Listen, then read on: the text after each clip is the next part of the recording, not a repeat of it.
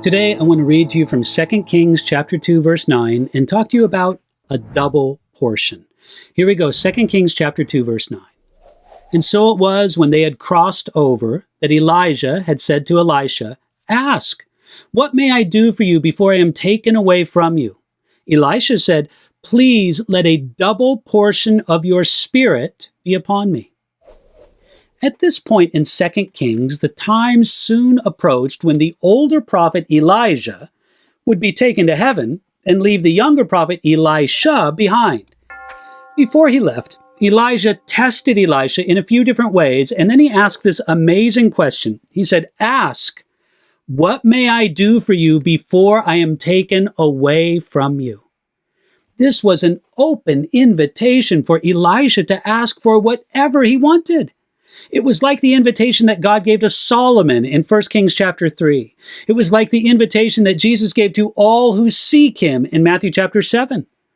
This great invitation was given after Elisha had demonstrated his loyalty and his commitment by refusing to leave his mentor.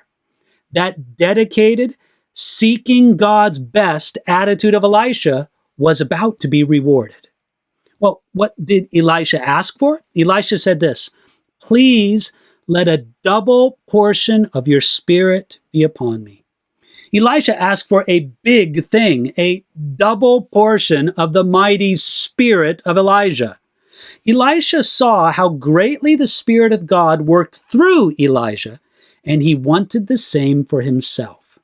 Now, the idea of a double portion was not to ask for twice as much as Elijah had, but to ask for the portion that went to the firstborn son, as it says in Deuteronomy chapter 21, verse 17. You see, Elisha asked for the right to be regarded as the successor of Elijah, as his firstborn son in regard to ministry.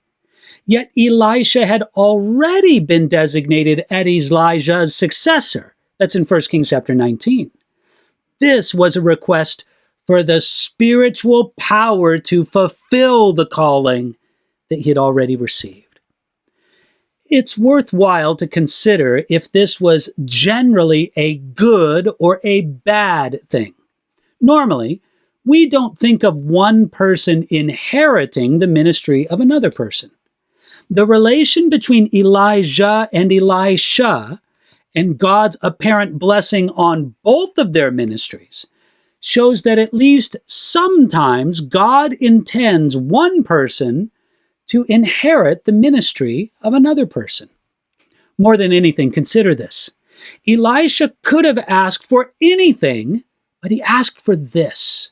When he was offered everything, he didn't seek wealth or worldly power or status. He wanted all that he might need to fulfill God's purpose and call on his life. Now, what do you think is missing in your life? What would you ask God for if he offered you anything? Asking God for everything you need to fulfill his highest purpose for your life. That's a great thing to ask for. So today, ask God for a double portion of that.